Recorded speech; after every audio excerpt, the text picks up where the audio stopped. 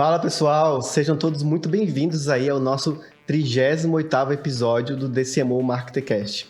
E o que é super interessante é que esse é o nosso primeiro episódio ao vivo e a cores, com convidado especial, bastidores super bacana. Eu sou o Gustavo Storck, estou muito feliz aí. A gente está começando essa nova fase do DCMO Marketers. Hoje a gente vai estar falando de carreira, transformação de carreira, crescimento, mercado, futuro do marketing e muito mais. E eu quero dar as boas-vindas aqui ao Bernardo Brandão, CMO da RD Station, que tem uma trajetória muito legal. Ele vai contar um pouco mais pra gente sobre essa trajetória. Seja muito bem-vindo, Bernardo. Obrigado, Gustavo. Obrigado pelo convite aí. Estou bastante animado aí de estar aqui no CMO Marketers Podcast para falar sobre esses temas aí na próxima hora. Que bacana. Conta um pouquinho, pessoal, quem é o Bernardo? A gente sabe, você está à frente da Resultados Digitais, que hoje é a RD Station. Tem um baita evento pela frente. Quem é apaixonado por marketing, a gente chama da grande Disney, né, do marketing. A gente tem um evento aí para final de outubro. Conta um pouquinho para a gente quem é você, como é que você chegou até aqui, as empresas pelas quais você passou. Bom, primeiro que eu sou carioca, né? Então, eu, nasci no Rio, passei minha juventude toda no Rio. Fiz faculdade no Rio, já em marketing, então já comecei já muito interessado por essa área, mas há muito tempo atrás, isso foi lá em 96, 98, era um outro marketing. Estamos entregando a idade, será, pessoal? Mas, enfim, moro há mais de 20 anos em São Paulo. Legal. Né? Então, já tenho já vou fazer mais tempo de São Paulo do que do Rio, que foi uma cidade que me abraçou, me deu muita oportunidade. E nesses 20 anos aí, eu acho que pude passar aí por algumas experiências, né?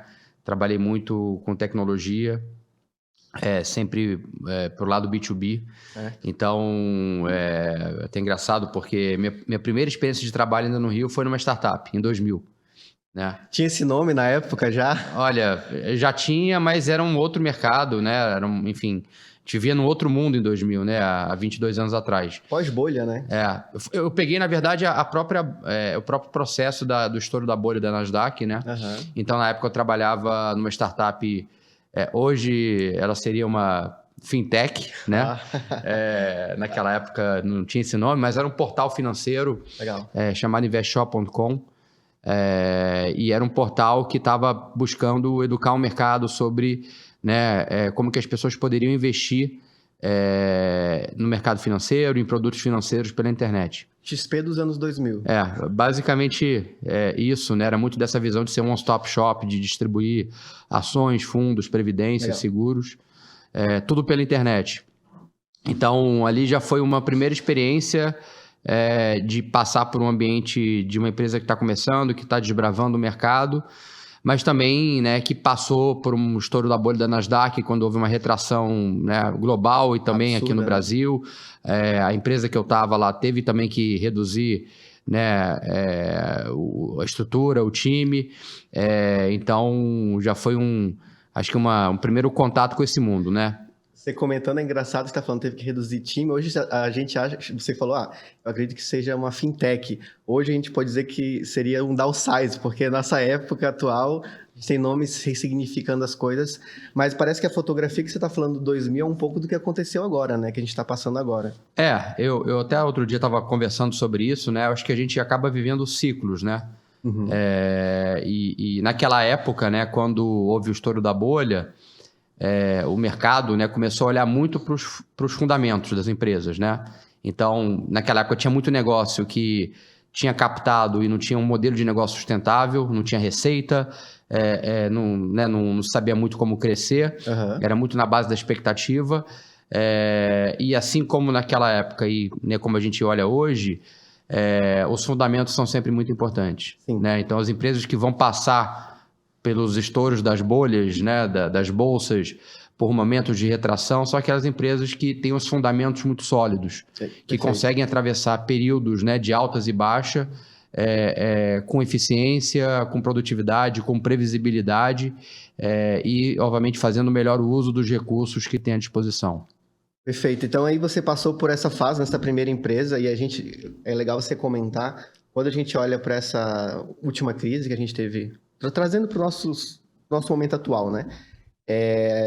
Esses conceitos de você olhar o caixa, né? A gente tem aquela brincadeira hoje que fala sobre não é mais unicórnios, é camelos, né? E porque tem até um gráfico da Bolsa Americana que fala sobre quanto que essa empresa vale, quanto que ela fatura, tem de rendimento, quanto ela tem de caixa e qual a expectativa que ela tenha de resultado.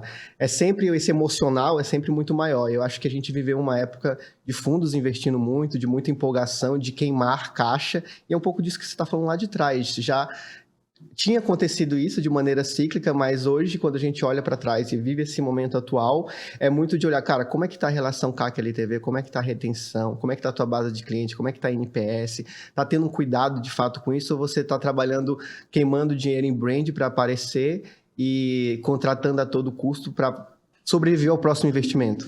Eu, até recentemente eu li, né, estava lendo alguns artigos aí, enfim... Tem uma pessoa em particular que eu gosto muito, que é o Thomas Tungus. Uhum. Ele é da Redpoint, ele é um investidor, é um venture capitalist, né? E ele tem uma newsletter, ele escreve bastante sobre esse mercado. E ele, enfim, recentemente escreveu sobre esse momento, né? Ele vem escrevendo muito sobre o momento, o que isso significa para os VCs, o que isso significa para as empresas, né? Para os valuations. E uma provocação que ele faz que eu concordo bastante é que em momentos como esse, para quem está numa empresa, numa startup, essa é a hora que você vê o quão valioso é o teu produto para o teu cliente. Uhum. Né? Então, é aquele momento quase que um stress test de você, de fato, saber qual é a aderência do teu produto. Se o teu cliente está em momentos, né, de retração, pensando em cortar o teu produto, cortar o teu serviço, eu acho que isso liga um alerta, né, do quão dependente ele é, do quão importante ele, né, ele tem aquele produto, aquele serviço dentro da própria estratégia dele. Uhum. Então, é quase que um processo de olhar, né, a tua missão, o teu propósito, a tua proposta de valor, entender o quanto que ela é crítica para o teu cliente final. Eu acredito que a gente fala nessa fase muito da questão...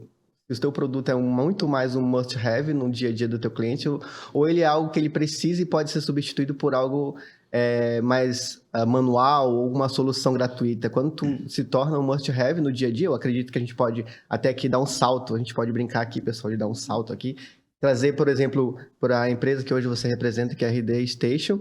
Eu acredito que hoje, para os business, especialmente quando a gente está falando de crise, a RD é um must-have. O cara tem que ter a comunicação por e-mail, tem que ter automação, tem que ter landing page, tem que ter aquela conexão toda ali, porque se ele deixar de ter isso, ele deixa de vender, ele deixa de aparecer, deixa de se relacionar. Então, independente do momento, vai ser talvez o local onde as pessoas vão gastar mais energia.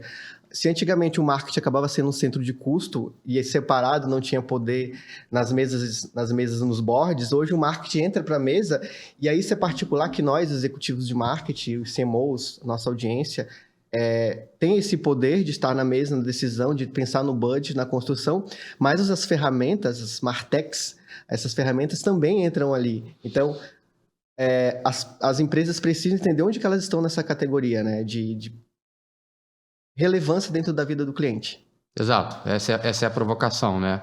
É entender o quão crítico é o teu, né? O seu produto ou serviço é um produto de missão crítica para o teu cliente. Se ele desligar amanhã, ele coloca em risco a própria sobrevivência e evolução do negócio dele. Legal. Né?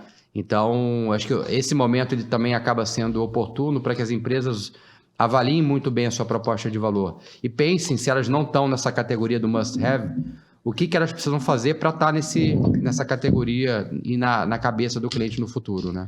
E aí eu não quero saltar os conteúdos aqui, os papos aqui, mas a gente é tão bom o papo que aqui a gente já está falando um pouco também, na minha visão, tá? E daí você não concordar comigo. Eu acredito que a gente tem uma fase onde o produto, o business em si é super importante, e o valor que você entrega como produto, no caso tecnologia, mas também tem um lado, o como você cria a experiência do cliente ao longo dessa jornada. Porque às vezes você está num mercado onde ele é super pulverizado, onde tem muitos concorrentes, mas o que faz o lock-in não é a tecnologia, não é o dado, se você não é um B2B enterprise, mas sim a experiência que o cliente tem com você, com a tua marca. Então, se a gente fala de marketing lá atrás, muito voltado para aquisição, o marketing se une aqui com produto e CS para gerar esse valor contínuo, porque é muito diferente só do valor inicial, né? O que você acha disso?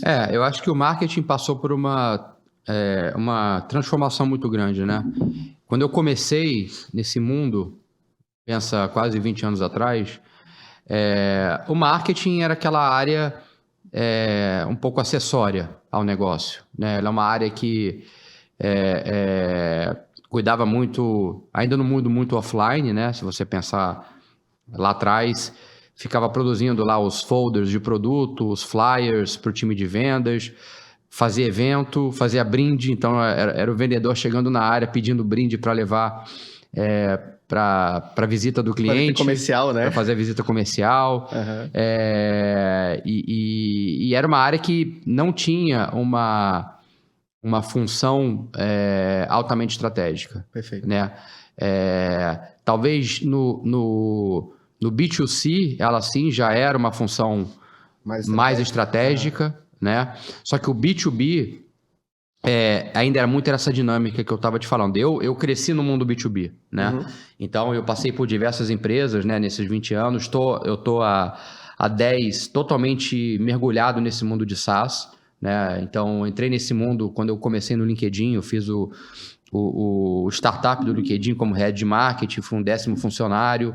Legal. Ajudei a construir o LinkedIn no Brasil, depois na América Latina.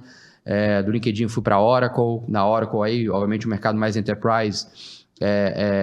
Lancei o Marketing Cloud da Oracle, que é o Martech da Oracle aqui, também para os CMOs. E de lá eu fui para geração de demanda, time de growth, quando eu cheguei depois na RD. E obviamente, ao longo desse tempo, né, eu acho que houve uma transformação. Eu acho que, obviamente, a tecnologia, a internet,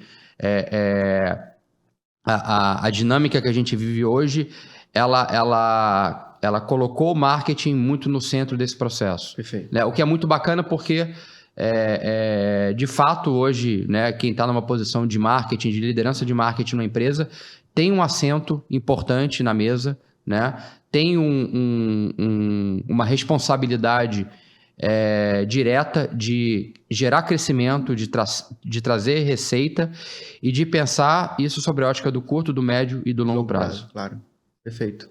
Eu acho que é super relevante. E você falava lá atrás que você veio numa startup, que você brincou que naquela época seria uma fintech, e você foi avançando ao longo da carreira, né? Passou pela Thomson, passou pelo próprio LinkedIn, acho que é um must-have na vida de todo mundo que está nos ouvindo. O LinkedIn é um must-have. Se é must-have no Brasil, a culpa é do Bernardo, pode procurar aí no LinkedIn lá para reclamar. Viu? Inception. E você passou por todas essas empresas nessa construção. Consegue destacar para a gente ao longo desse processo qual foi essas etapas e o que foi diferente de cada uma delas? Porque você foi crescendo, né? Uhum. Como é que foi cada uma dessas etapas? Sim. Eu acho que eu poderia talvez dividir, né? Se eu tivesse que fatiar um pouco a minha carreira em buckets. Eu acho que eu tenho um primeiro bucket dos primeiros 10 anos ali, que foi aquele processo de você basicamente pegar a experiência. Legal. Né? Então, eu comecei a minha vida profissional numa startup, né, que era parte de um banco de investimento, foi um spin-off, e tive esse ups and downs de muito investimento, estoura a bolha, começa a reduzir o time, né? E aí foi quando eu saí. De lá eu fui para o IG, morei para São Paulo para trabalhar no IG. O IG também numa fase que não sei quem vai se lembrar. E tinha o IG, ele não sei quem vai lembrar dessa época, né? Mas o IG, quando ele começou, ele tinha um logo vermelho. Essa eu não lembro. E na época o Nizam Guanais era o CEO, e quando o IG começou a gerar caixa, ele mudou o logo de vermelho para azul. Eu lembro do azul. Né? Uhum. E aí o azul ficou. Mas fez essa brincadeira, ele é realmente um super, né, marqueteiro nato ali, fez essa jogada e eu entrei lá para tocar o portal financeiro deles, fiquei pouco porque de lá eu já recebi uma proposta para ir para Reuters. Né? Então, a Reuters era uma multinacional inglesa na época, agência de notícia Reuters, né? Muito conhecida no mundo inteiro, que produz e distribui notícia, vídeo, foto, enfim, para todos os meios, veículos, né? E eu queria muito trabalhar em multinacional. Eu tinha um sonho, assim, do tipo... eu queria muito ser exposto a uma cultura global, eu queria muito viajar a trabalho, conhecer, né, a sede da empresa, os escritórios no mundo, estar em contato com o time global. Isso é uma coisa que me interessava bastante. E também, né, naquela época, né, eu acho que muito diferente até de hoje, você queria trabalhar em grandes empresas, porque em tese nas grandes empresas seriam grandes escolas. Você Perfeito. aprenderia como que se faz empresa grande, né? Isso acho que tinha um valor, acho que também poder estampar no teu currículo marcas que as pessoas conheçam. Ajuda, É uma né? validação, de certa forma. Uhum. E aí eu fiquei quase 9 anos na Reuters, eu peguei uma fusão lá, quando a Thomson adquiriu a Reuters, virou a Thomson Reuters, que era tecnologia para mercado financeiro, depois ela foi expandido, né, mercado financeiro, mercado corporativo, jurídico, contabilidade, enfim. Hoje é um grupo enorme. Mas ali eu pude não só viver esse ambiente global, viajei muito a trabalho, conheci muita gente, tive chefes, né, gestores, gestoras em diversas partes do mundo. Então isso me deu uma exposição, né, não só de trabalho, mas, né, como crescimento pessoal também. Perfeito. Uhum. Que para mim foi muito importante. Fiquei quase 9 anos lá. Legal. Então essa minha primeira fase foi uma fase muito de querer passar por esse tipo de experiência. E a gente está falando de serviço, né? Totalmente, né? Tecnologia, serviço, no meu caso ali para mercado financeiro. Então, né, foi interessante porque ali eu passei por uma fusão. Então eu vi o que né, quando você, no caso a Reuters tinha sido adquirida, como é que é um processo de merge no nível global, como é que você desce para uma região que era América Latina. Na época eu estava tocando área de marketing, área de operações para América Latina. Legal. Foi ali também que eu comecei a aprender sobre gestão de pessoas, comecei a liderar pessoas, né? E também aquela coisa que, né, para mim, gestão de pessoas, liderança, para mim não tem muito como aprender, tem que fazer. Você vai ter que errar, acertar. E é muito fazendo que você vai aprender como liderar as pessoas, né? E o contexto, né? O contexto muda bastante. Não, total. Né? E aí, obviamente, a gente teve que fazer isso no processo de fusão, de unificação de marca, de unificação das operações que existiam aqui. E aí, depois de todo esse processo, né, depois desses primeiros 10 anos, né, eu meio que cheguei a uma conclusão, né? Então, eu estava... assim, olhando, sempre buscando olhar meu próximo passo, o que eu vou fazer, como é que eu vou me desenvolver. E a minha conclusão eu amo marketing, por onde eu quero me desenvolver, eu quero chegar a ser um CMO algum dia, mas eu preciso me colocar em posições onde o marketing ele é fundamental para o crescimento da empresa. Sim. Né? É estratégico, né? E aí eu acho que no mercado ali que eu estava, a minha conclusão foi que o marketing era muito importante, mas não era aquela coisa make it or break it. Ok. Né? E eu falei, eu preciso quase que assim, eu quero estar no centro do furacão. Uhum. Né? E acho que se eu me colocar no centro do furacão, vai ter muitos ups and downs, né? Normal, mas isso vai me dar um accountability, uma responsabilidade de fato estar no leme do negócio. Uhum. Né? Então, depois os primeiros 10 anos e passando por algumas empresas, passando pela experiência, eu falei, eu preciso quase que, não é pivotar minha carreira, mas eu preciso mudar a trajetória dela. Perfeito. E eu também queria ser aquele profissional de marketing transversal. Eu não queria ser aquele profissional de um segmento só. Né? Isso é uma coisa que até me incomodava. Eu falei, eu não quero ser visto como aquele profissional que só sabe fazer marketing para esse mercado. Eu quero te interromper aqui e até trazer uma pergunta que eu acho que é bem interessante, porque o nível de clareza e consciência que você tem sobre isso que você está falando hoje, a primeira pergunta, era o mesmo lá atrás? Você tinha essa visão desses passos? E se você chegou nisso sozinho ou você consultou alguém, fez um curso, uma mentoria, amigos, ou tinha alguém que você olhava e falava, cara, esse cara me inspira, eu quero ser igual a ele. Como é que você foi? Porque não é natural, você vê nas carreiras executivas, as pessoas têm algumas ambições, mas natural desses steps, dessa visão, não é tão... É peculiar, de certa forma. Assim, foi um processo meu, tá? Naquela época, aí eu tô falando mais ou menos de 2010, 2011, eu era um gerente na Thomson Reuters, um head de marketing regional, reportando para um diretor global que ficava em Londres, e foi quando eu cheguei nessa conclusão. Então eu falei, olha, ali eu tinha um pouco desse, né, de pensar meu próximo passo. Eu não enxergava dentro da empresa uma forma, né, de dar esse próximo passo lá dentro, porque também eu entendia que marketing tinha um papel importante, mas não era aquele papel de estar literalmente no olho do furacão. Perfeito. Né? E aí eu falei, eu acho que eu preciso não só estar no olho do furacão, mas eu falei, eu tô aqui há 9 anos, então primeiro que eu gostei de ficar esse tempo, porque eu acho importante um profissional pensar a longo prazo, tá? Você precisa construir uma história sólida na tua carreira. Tem que ter começo, meio e fim. Particularmente, eu não gosto desse processo de você ficar 6 meses numa empresa, 8 em outra, 5 em outra, porque você não consegue, de fato, construir uma história. Mudar a trajetória de um negócio não acontece da noite para o dia, né? Salvo raríssimas exceções, você consegue fazer isso em 1 ano, tá? É uma história de construção. Então, eu fiquei bastante tempo lá, não só porque eu tinha oportunidade de desenvolvimento, mas também porque eu queria ter uma história de começo, meio e fim, para poder contar para o mercado. Perfeito. Mas quando eu passado esse tempo, e entendendo que ali o marketing não era o make it or break que eu queria estar, eu cheguei à conclusão de que ele não era, porque naquele segmento, naquele setor, não era como o setor operava, né?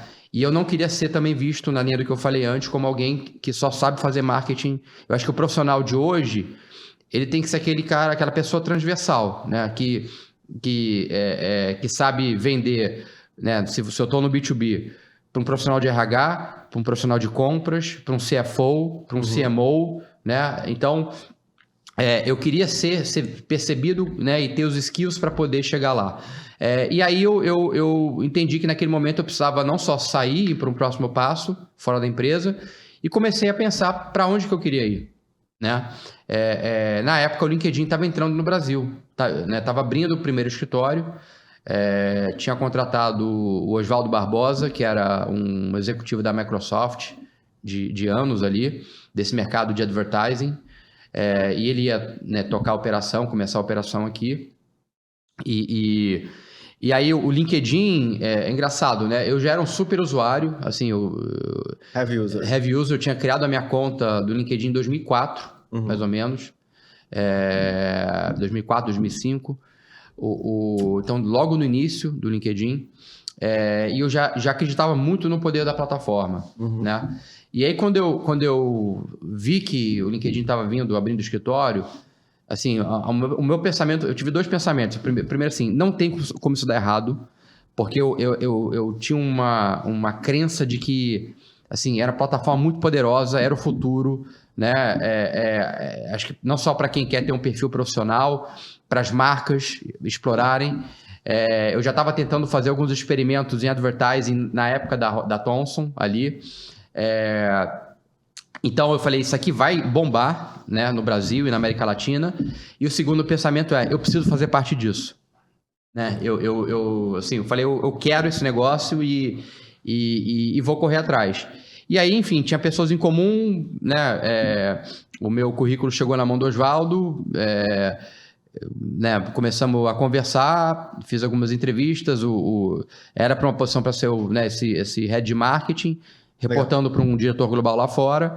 Enfim, resumo da história, entrei, né? E fui 10º funcionário da empresa aqui, a primeira pessoa de marketing para o B2B, tá? Tinha um lado mais B2C também, uma outra pessoa entrou para tocar o B2C.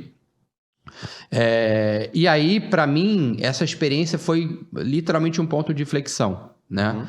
De diversas maneiras. Eu acho que no LinkedIn eu pude não só entrar de cabeça nesse mundo do Vale, né?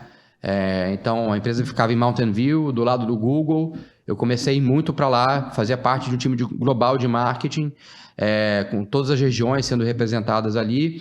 E ali eu entrei, de fato, no inbound, em growth, nessa metodologia, nessa mentalidade de growth do Vale do Silício. Né? Eu tive um gestor que era um super, assim, um cara assim, muito top no que ele fazia, conhecia muito de marketing, aprendi muito com ele, com meus pares, e ali eu vi meio que a minha carreira ter um ponto de inflexão, assim, porque eu experimentei uma cultura muito forte. LinkedIn tem uma cultura, assim, uma das mais fantásticas que eu pude observar. Ela respira a cultura, né, os valores diariamente. Eu trabalhei com gente muito boa, todo o time global era a turma de Stanford, de Harvard, todos os MBAs, né, com experiência em startups já de muito sucesso lá fora. Então, eu tentei ser uma esponjinha ali. E acho que eu também consegui pegar o playbook, aprender o playbook global e trazer ele para a América Latina, trazer ele para o Brasil e para a região. Uhum. Né? E ajudar a empresa a crescer também de uma forma bastante exponencial. Né? Aí, olhando esse profissional de RH. Então, né, se na Thomson, na Reuters, estava tentando falar com o profissional, o trader, né, o profissional financeiro, eu já comecei a trabalhar o RH e aprendi muito sobre esse mercado de talent acquisition, de atração de talentos. Né? E foi engraçado porque eu fui contratado, comecei num dia, 40 dias depois, a gente estava fazendo o primeiro evento em São Paulo para o público de RH, e eu tive que fazer a primeira demo do LinkedIn Recruiter, que é a plataforma de recrutamento, que é o SaaS do LinkedIn. Né? E que naquela época, o lado SaaS do LinkedIn, ele era responsável por 60%, 70% do faturamento global. Era o cash cow e era onde o LinkedIn, de fato, disruptou o mercado, porque até o LinkedIn entrar, a forma tradicional de recrutamento era via anúncio em jornal, job boards, né? Aquele negócio do spray and pray, você, né, tenta buscar os candidatos que estão ativamente buscando uma posição, e o LinkedIn mudou a forma que as empresas recrutavam. Então, poder contar essa história, né, esse posicionamento para o mercado e ver, né, quando eu vejo todo o RH que usa o Recruiter, eu fico feliz porque eu ajudei, né, de certa forma, a construir isso, né, há 10 anos atrás. E a partir dali, acho que a minha carreira tomou um caminho de entrar em SaaS, e aí foi uma coisa acontecendo depois da outra. Né? De lá, a Oracle veio até mim, e a Oracle chegou em mim porque eu era cliente da Oracle. Né? Eu usava né, a gente usava lá a automação de marketing que a Oracle tinha comprado, que era Eloqua. Tá? A gente usava em nível global, né? A gente usava aqui também na região. A Oracle estava entrando com essa divisão aqui. Eles foram me visitar como cliente. Eu fui explicar, fiquei desenhando no quadro qual era a nossa estratégia de automação. Eles saíram bastante impressionados ali com o nosso nível de maturidade. Passou algumas semanas, um dos diretores me ligou. Né? Opa. Falando que, olha, a gente gostou tanto que a gente quer que você venha fazer isso aqui pra gente. Legal. Long story short, fui para a Oracle, lancei o Marketing Cloud deles no Brasil e na América Latina, no México, na Colômbia. E nessa época, o Marketing Cloud era uma divisão um pouco apartada da grande Oracle, né? Mas esse trabalho em Marketing Cloud chamou a atenção da grande Oracle e aí me chamaram para tocar todo o time de geração de demanda e montar um time de growth. Né? Então, fiquei também cerca de 3 anos. B2B high ticket, né? Então, isso é uma coisa interessante também, porque não só, né, eu acho bacana você como profissional saber vender para diferentes personas, marketear para diferentes personas, mas também para diferentes canais. Saber vender para enterprise é um play. Saber vender para SMB é um outro play. Outro jogo. Né? Saber venda direta é um play. Venda via canal é outro play. Então, se você pudesse colocar em posições onde você vai aprender muito sobre essas dinâmicas, eu acho que isso vai, ao longo do tempo, te deixando um profissional cada vez mais completo. Legal. A gente tem aqui o Murilo, que é o nosso Community Manager aqui atrás. Fala, Murilo, o cara criou o LinkedIn, ajudou a criar o LinkedIn. A gente tem que bater um papo com ele depois, né? Porque tá muito bom isso aqui. E saltando aí, avançando um pouco na sua carreira, depois do LinkedIn, você teve a Oracle e depois da Oracle agora a RD, certo? Vamos falar um pouco aí desse momento RD, a gente entra onde o povo gosta, né? Que é falar um pouco do RD Summit. Eu acho que a sua carreira foi muito interessante ao longo dela, né? Tudo que você foi construindo. E o que eu sinto, até antes de a gente entrar na RD, na fala sobre a RD Station, resultados digitais, é que você tinha um nível de consciência muito de puxar sempre a barra mais alta possível. Interessante quando você fala da cultura do Vale do Silício, é que lá por si só já tinha assim, uma cultura muito forte. Então você tinha duas opções lá. Ou você olhava para aquilo e chorava, porque cara, ainda não estou nesse nível, ou você se puxava e alcançava o mesmo nível. E acho que até a gente tem, aqui no Brasil, eu costumo falar isso nos nossos episódios, a gente tende a ter uma síndrome do vira-lata, né? De que a gente não é tão bom, nosso ensino não é bom, o que a gente faz não é bom. Mas é o contrário, a gente tem muito a ensinar, muito a compartilhar também e se puxar, né? Total, assim, eu me lembro que eu estava no começo do LinkedIn, né? Então aquela lua de mel, assim, me lembro que eu estava numa reunião fazendo um QBR lá em Mountain View. Aí tava o meu chefe, o chefe do meu chefe, que era o VP, e os outros diretores, e eu era o único regional ali, né? E eu me lembro que eu olhei para a sala, assim, e eu olhei o calibre das pessoas que estavam do meu lado, eu falei, cara, eu sou, by far, a pior pessoa aqui nessa sala. Mas isso não foi algo pejorativo, tá? Uhum. Eu fiquei feliz. Preciso crescer. Eu falei assim, esse é exatamente o tipo de ambiente que eu quero estar. Uhum. Eu quero me sentir assim, né? Porque isso só vai ter upside. Isso só vai me forçar a querer me desenvolver, a querer aprender muito com cada um deles ali. Então, eu acho que, né, se puxar é muito importante. E eu acho que a gente não tem que ter essa síndrome do vira-lata.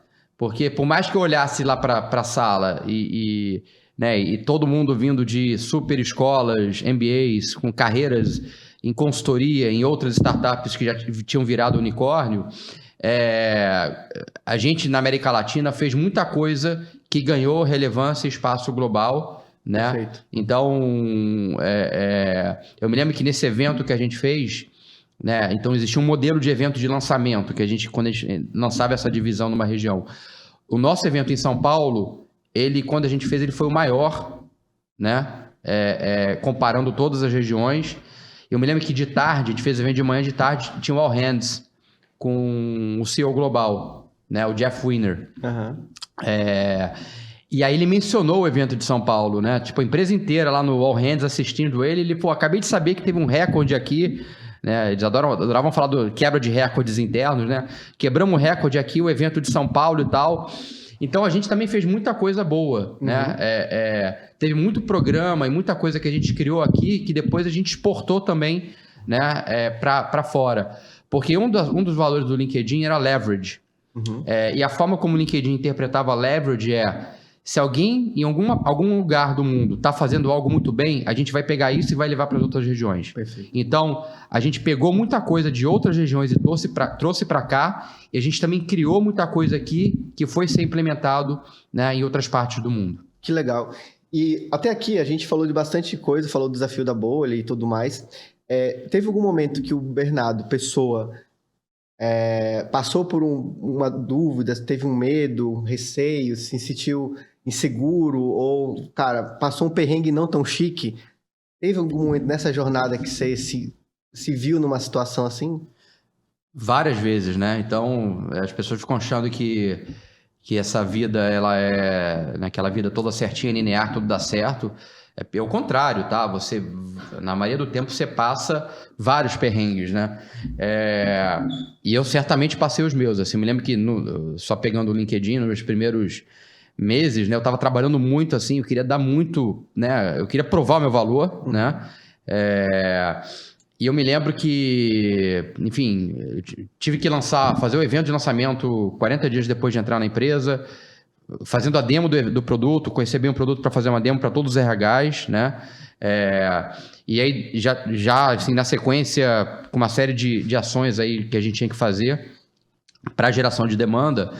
E eu me lembro que eu sempre entrava no one-on-one com o meu chefe, tenso, assim, sabe? Tipo, nervoso, meio assim, como é que vai ser a conversa?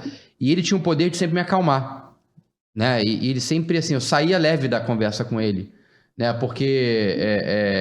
E acho que isso é uma coisa que um gestor pode desenvolver em termos de competência, né? Então, acho que você como gestor, um dos teus skills e capabilities é exatamente trabalhar com os teus diretos e o teu time em trazer clareza, né? Então, ser um facilitador, ser um enabler para tirar os blocos que eventualmente a pessoa tá enfrentando naquele momento, para que ela possa performar cada vez melhor.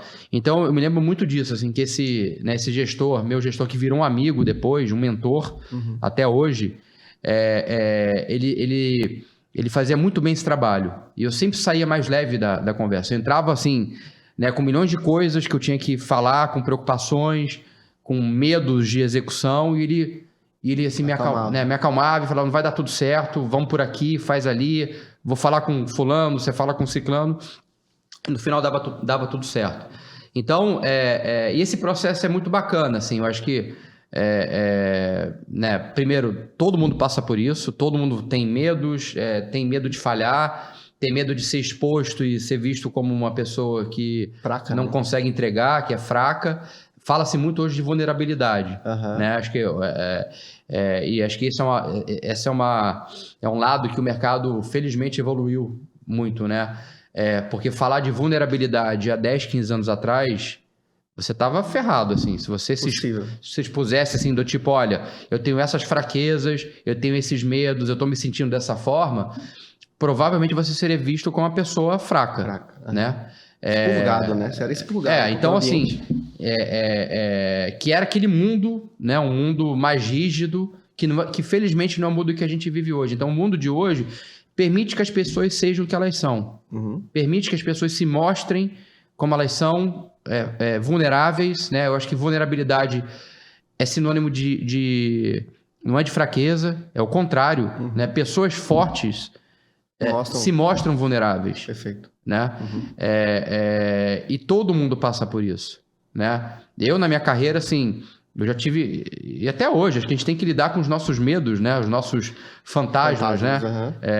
Então, é um pouco assim, onde eu vou estar daqui a 5, 10 anos, como é que eu vou estar? Eu vou estar fazendo o que eu gosto, eu vou estar me desenvolvendo, né? Eu tenho muito essa coisa de não querer parar no tempo, né? De sempre buscar melhorar, e eu acho que isso tem muito a ver até com os desafios que você aceita, os desafios profissionais que você aceita na tua carreira, né? Sempre que uma proposta vinha para mim, eu sempre olhava 2 ou 3 aspectos, assim, eu tentava responder 2 ou 3 perguntas, que a primeira, eu tenho condições, experiência, conhecimento de fato impactar aquele negócio e mudar a trajetória daquele negócio? A segunda pergunta, o que eu vou aprender ali? O que eu nunca fiz? A gente está falando, né? Qual foi a última vez que você fez uma coisa pela primeira vez? O que aquela oportunidade vai me dar, né, de possibilidade de fazer algumas coisas pela primeira vez? Né?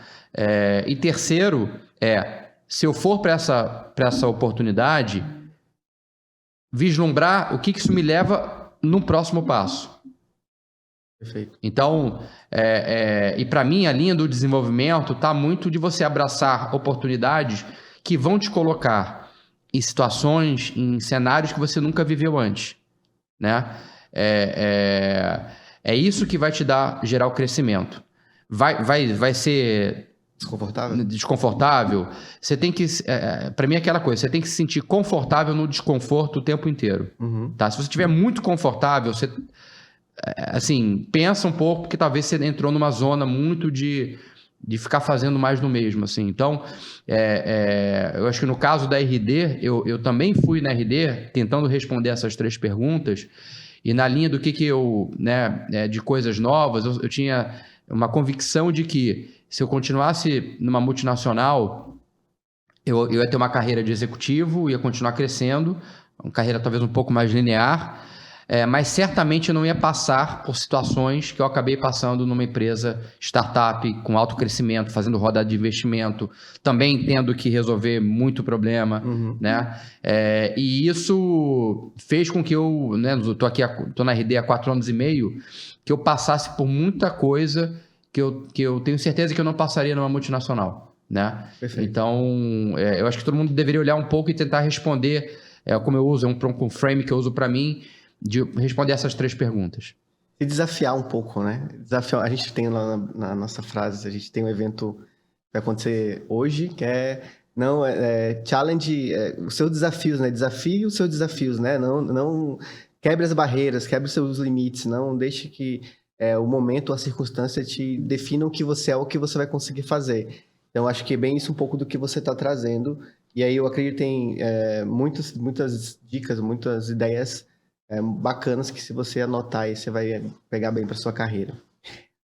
A RD definiu um mercado lá atrás, né? Eu acompanhei a RD, o único summit que eu não estive foi o primeiro, o resto todo acompanhei, tive a oportunidade de trocar com o André, de trocar com o Eric, Pina, que na época era RD, então fazia parte daquele grupo lá no comecinho, e a RD foi capaz de definir um mercado, né? E ela faz isso, o Summit é um grande momento também de apresentar um novo momento, nova tendência, novos produtos. E a gente está passando exatamente por esse momento agora. Eu queria que você falasse um pouco o momento RD e esse momento, quais são os próximos passos do marketing? O que você vê no marketing como um todo? A gente veio contando aqui que o marketing, em dado momento, se tornou relevante na mesa. A gente falou também que ele se conectou mais com o produto, essa diversidade de você ser capaz de vender para diferentes pessoas, em diferentes mercados, através de diferentes canais. Tudo o marketing dá, ou ele é protagonista ou ele dá suporte.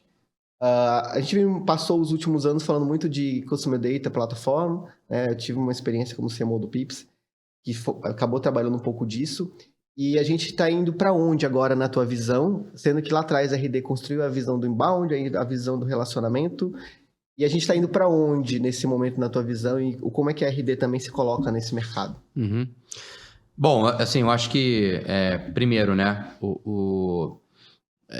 a gente vive uma área que muda o tempo inteiro, né? Então, quem está nessa cadeira hoje, assim, não vai ter monotonia, né? Vai ser assim, né? Aquela coisa de você ver todo momento, tem muita coisa nova surgindo, muita empresa, criação de novos canais, criações, né, de novas formas de você gerar crescimento. Então, obviamente, a gente está nesse mercado, né? A gente, como você falou, acho que a RD, ela teve, né, essa possibilidade de fato, construir uma categoria do zero aqui no Brasil. Né, esse mercado de inbound marketing que a gente vê hoje, tanta empresa, né, pequenas e médias empresas fazendo um trabalho muito bacana, muito em parte pela história, né? Acho que a história da RD se confunde com a história do nascimento e da evolução do inbound marketing no Brasil. Uhum. Então, obviamente, a gente teve né, esses primeiros 10 anos ali de consolidar o inbound marketing. Eu acho que o RD Summit ele foi um instrumento muito importante para o mercado, para o ecossistema e para a RD de educar, né? Ele é uma grande comunidade, ele é uma grande plataforma de educação, e a história que você trouxe, né, Gustavo, eu só não tive no primeiro, então você provavelmente esteve em todos os outros, é muito comum. A gente vê muitas pessoas que já estiveram 3, 4, 5 vezes no Summit e que elas a cada ano vão quase que desenvolvendo a sua própria jornada. Elas vêm no primeiro ano querendo aprender, estudar, no segundo ano já estão usando o produto, no terceiro ano às vezes já estão até com uma agência parceira, né, nossa. Muitas vezes elas vão empreender e abrem ou a sua própria empresa ou montam uma agência, se tornam uma agência parceira, e aí às vezes no quinto, sexto ano estão até patrocinando o Summit. Uhum. Então existe um pouco dessa jornada que a gente vê, né? Então você exemplifica isso. Então, por todas. E a gente vê muitas histórias e muitos casos, isso é muito bacana, porque isso diz muito sobre o impacto do evento na vida profissional, né, de cada um, assim, de crescimento, de aprendizado, de conexão e de inspiração. Criou-se um grande ecossistema, né, em torno... E o evento, eu acho que esse momento o ponto de ebulição é onde você tangibiliza o que você ouve, vê, lê durante todo o ano, seja das agências parceiras, seja das pessoas do ecossistema. É aquele momento que, caraca, tudo isso é real e tem pessoas reais por trás daquilo. Grandes encontros, eu diria. E você vê ali, é impressionante, você que já teve... Muitas vezes, né, quando você chega lá, você vê o poder desse ecossistema. Uhum. Você vê lá 11, 12 mil pessoas juntas, é muito forte, né? E é um momento, assim, de celebração, de insight, de troca, de conteúdo. Muita coisa acontece naqueles 3 dias. E é engraçado, porque quando eu entrei na RD, primeiro, eu nunca tinha ido no Summit, tá? Eu venho desse mundo corporativo, então você imagina LinkedIn, Oracle, aqueles grandes eventos lá em São Francisco. E eu vim pra cá e todo mundo falando do Summit, né? Eu ia cuidar do time que toca o Summit e tal. E todo mundo falava que era um evento muito diferente. Tá bom, eu já vi muito evento grande, muito evento corporativo, já fiz muito disso na minha vida. E ouvia muito da energia das pessoas ao falar do Summit. E eu só fui entender, de fato, o que significava quando eu fiz o meu primeiro Summit, em 2018, né? Então, quando eu passei por todo esse processo de planejamento, execução e aqueles 3 dias ali eu vi que era algo diferente, que era algo que eu nunca tinha vivenciado antes. Então, não é igual ao que eu já tinha visto, né? É algo muito diferente. É uma comunidade muito forte, muito engajada, né? E o evento ele tem uma cara quase de festival, né? Sim. Ele não é aquele evento padrão que a gente vê de evento corporativo, só se fala de produto, tem um conteúdo ou outro e no final um happy hour. Não, ele é um evento assim, onde a gente de fato foca nas pessoas, a gente tem uma qualidade e e um critério na curadoria de conteúdo muito forte. A gente é muito preocupado com a qualidade do conteúdo, muito. A gente é muito preocupado com o NPS do evento, né? A gente é muito preocupado com a experiência que cada uma das 11 mil pessoas vai ter, sabe? E além disso tudo, a gente tem os nossos funcionários trabalhando no evento. Somos 800 pessoas.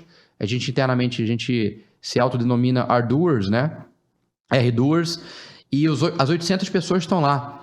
A gente não tem times terceiros no credenciamento, né, nas pessoas que vão sinalizar a sala, a próxima palestra, que vão servir o chopp no final do dia, que é uma tradição nossa.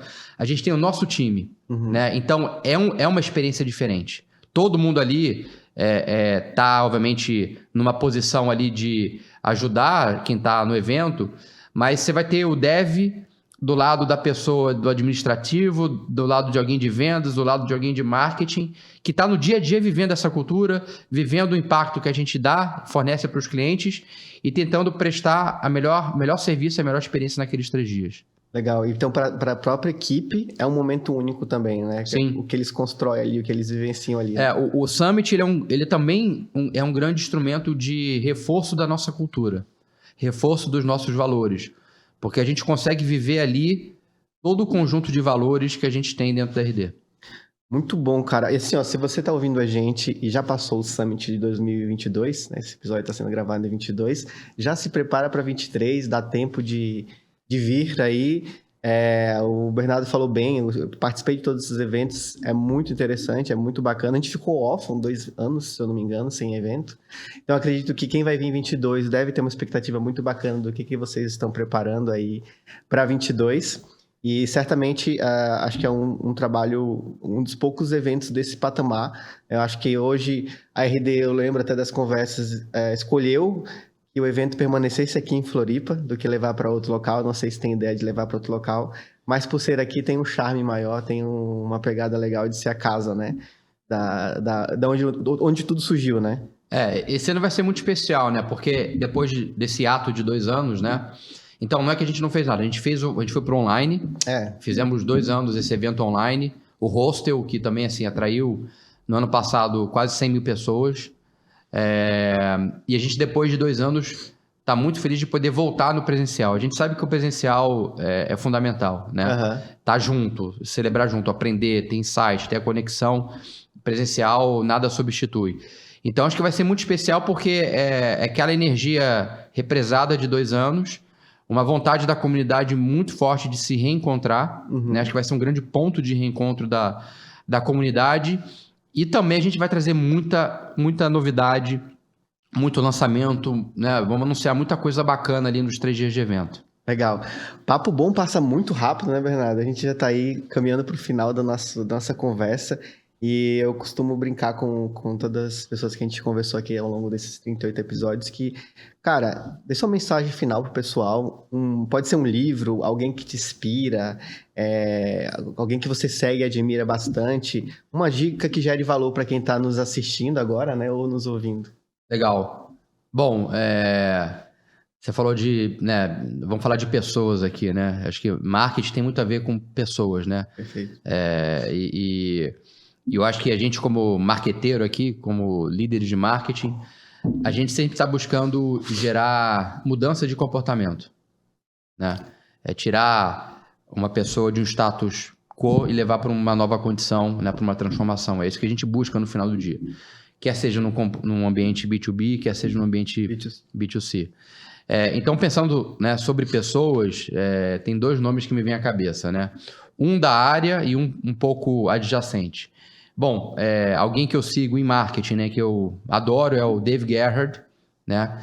Ele trabalhou anos na HubSpot, depois foi CMO da Drift, que é um baita case com ali, certeza. Né? De conversational. E ele hoje ele também está montando uma comunidade para marketing, não? Então, quase que o CMO Marketers lá fora.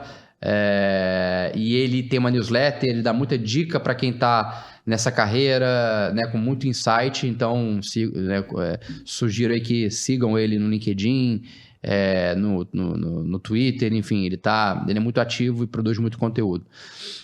Alguém um pouco adjacente a isso, que me é uma inspiração, é o Naval Ravikant.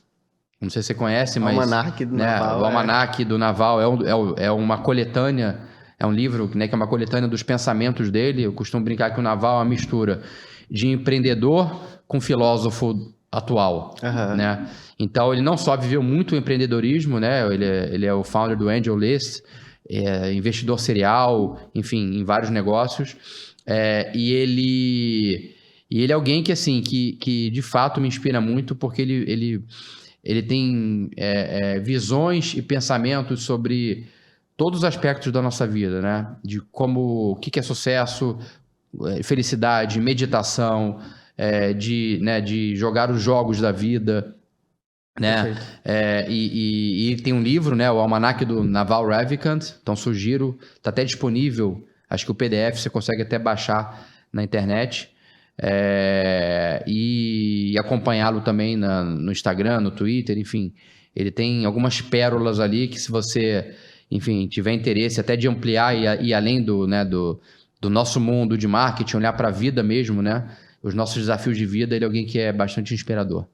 Sensacional. Eu acredito, sim, se você leu o Almanac do Naval e não querer mudar depois de ler, você leu errado, volta, lê de novo, porque é sensacional, é muito bom o livro. Bernardo, super obrigado pelo teu tempo, obrigado por estar com a gente hoje, nessa manhã, né, de quinta-feira aqui em Floripa. Você é sempre super bem-vindo, faz parte da comunidade. A gente tem um evento daqui a pouco, mais tarde, aí para falar sobre cultura e carreira. Muito obrigado mesmo, grande abraço. E, pessoal, obrigado. Eu sou o Gustavo Storck, DCMOs Marketing. Siga a gente nas redes, siga o Bernardo no LinkedIn. Nos vemos no próximo episódio. Tchau, tchau.